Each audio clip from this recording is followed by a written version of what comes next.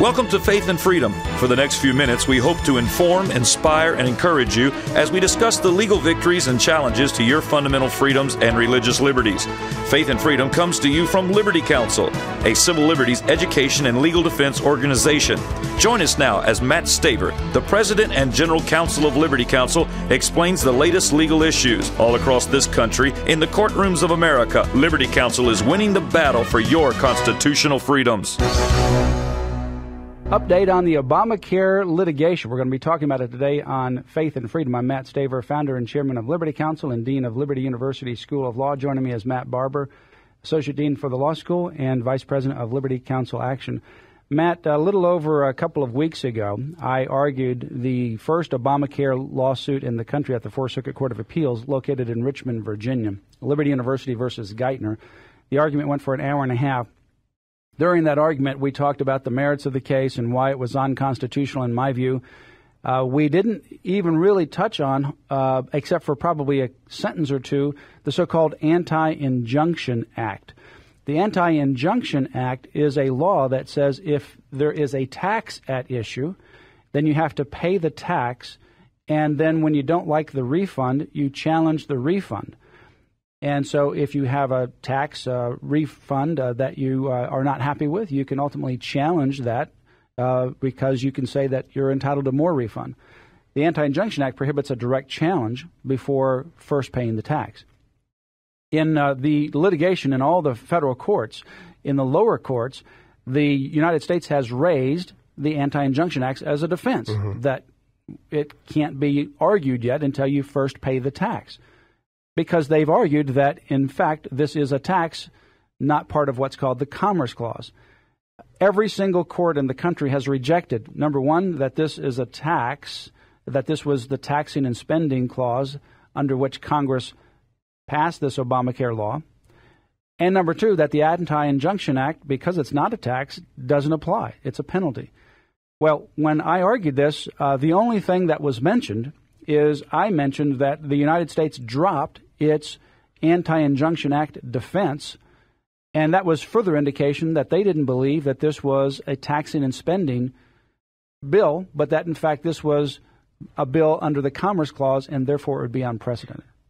No other discussion about it. Now the Fourth Circuit Court of Appeals wants additional briefing on whether or not they have jurisdiction to hear this case, whether it's barred by the Anti-Injunction Act.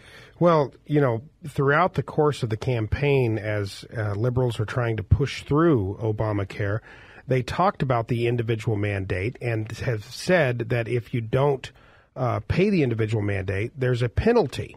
And they couched it as a penalty. They clearly said it's not a tax because they wanted to use the Commerce Clause as a means in order to justify constitutionally this Obamacare monstrosity. So throughout the entire campaign, no, this isn't a tax. We're talking about penalties here. Then when it became legally expedient to change the language, the semantics, and start calling it a tax, they began to do so. Nobody's bought it.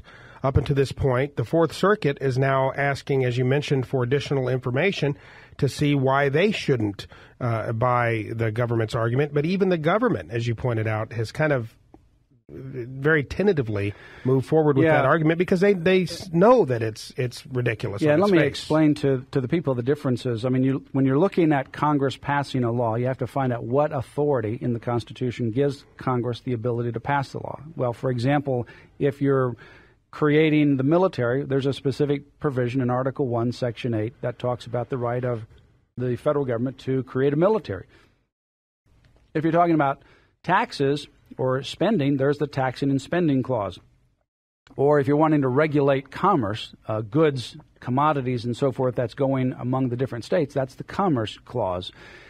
The taxing and spending clause requires that, obviously, Congress is engaging in a tax. And typically the taxing laws can be used to actually force things that maybe a Commerce Clause can't. So, for example, if Congress spends money, the taxing and spending clause, if they give money to a state, and as a requirement of the state receiving that money, if they give money like for building bridges and roads, they can tell the state, in order to get that money, you've got to have a speed limit of 55 miles per hour.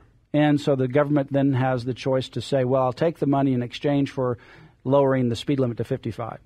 And the government is able to do that. Government couldn't force the states to go 55, but if you receive their funds as a criteria, as a string attached, then you follow whatever the strings are attached. So there are certain things that they can try to do through taxes and spending that they can't do through commerce. Now, what happened was, although when we got down to the very end of this in December of 2009, remember the Senate lost one of its Democrats because a Republican won in Massachusetts. And that meant that the Democrats no longer could resist a filibuster by the Republicans by at least one vote. So they didn't have the political clout to push this through as a tax.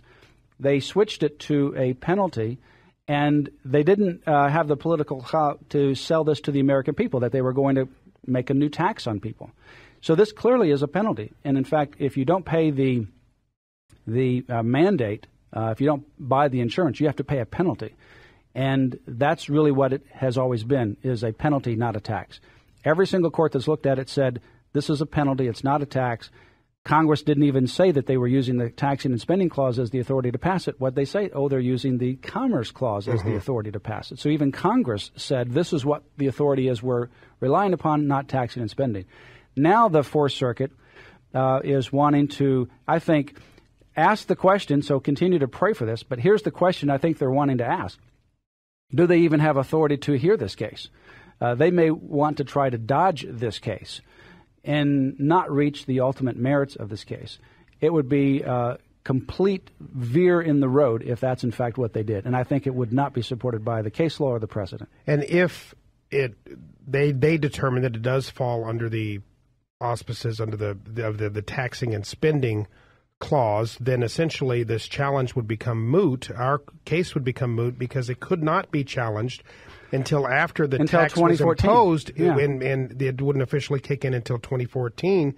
So essentially, our case would be thrown out.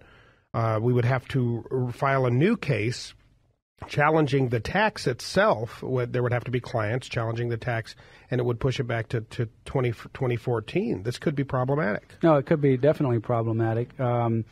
But I don't think that it's a tax, and the government dropped its Anti-Injunction Act as a defense on not only our appeal, but on all the appeals, because they realize as well it's not applicable. It's clearly not applicable. So continue to keep this case in your prayer. We had to do additional briefing on this in a very short period of time. We'll continue to update you regarding the result. We'll have a decision from this Fourth Circuit Court of Appeals no later than the end of June. Well, Matt, the U.S. government here seems to be trying to kind of have their cake and eat it, too. Well, they're using the shotgun approach. They're kind of throwing it all out there and saying, well, it's really the Commerce Clause, but hey, if it's not the Commerce Clause, then it could be something entirely different. It could be the Taxing and Spending Clause, and if it's not so they're throwing everything out there that they possibly can, but the kitchen sink. Yeah, that's because they don't have a good precedent for it. And because this is unprecedented that you would be forced to buy something. And here you have people that are not participating in commerce, those people who oppose insurance and oppose Obamacare.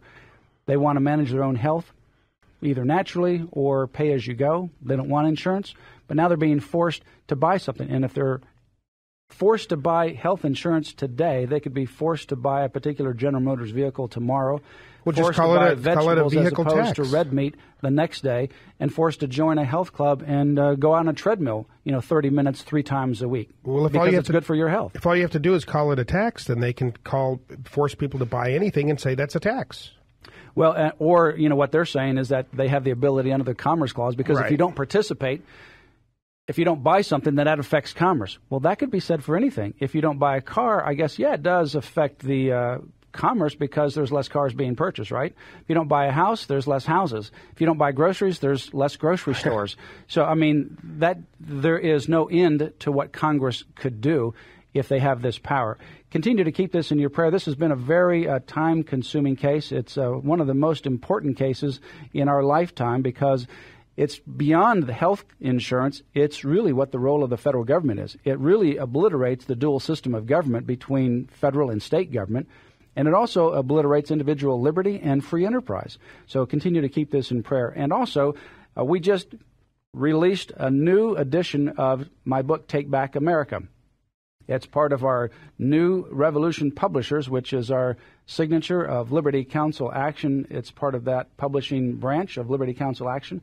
Take Back America is our new book, and you can order it right now by going to Liberty Counsel's website, lc.org, or call 1-800-671-1776 and ask for the brand new updated edition of Take Back America. And boy, isn't it time that we took America back. You have been listening to Matt Staver of Liberty Counsel. Our hope is to encourage and inspire you to stand up for your faith, family, and freedoms. We can accomplish a lot when we work together. Get informed and get involved today. Sign up for our free monthly newsletter, The Liberator. We will send it out to you free of charge. Stay informed with our Liberty Alert email update. Just click on the website at www.lc.org or call us at 1-800-671-1776. Tune in next time to learn more about your rights right here on Faith and Freedom.